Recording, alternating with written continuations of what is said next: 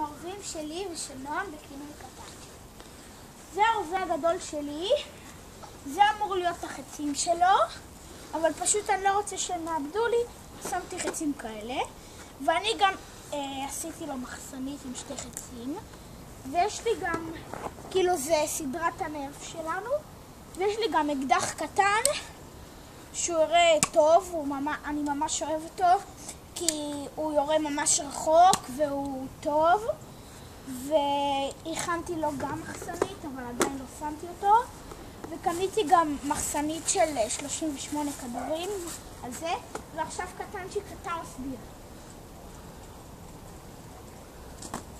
אוקיי, זה הרובה הירוק הגדול שלי, יש לו רק 6 חצים. כל עוד הרובה הזה נמצא בידי, יש הרבה סיכויים שהאויבים יצליחו לברוח. זה רובה קטן שמתאים לצלפות. שהם יצליחו לברוח או שהם לא יצליחו לברוח? לא יצליחו לברוח.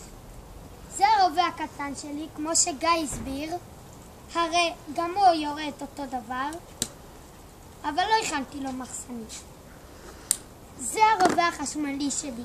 זה רובה חשמלי שיורה רחוק ודי שימושי בתור צלף. גמרנו.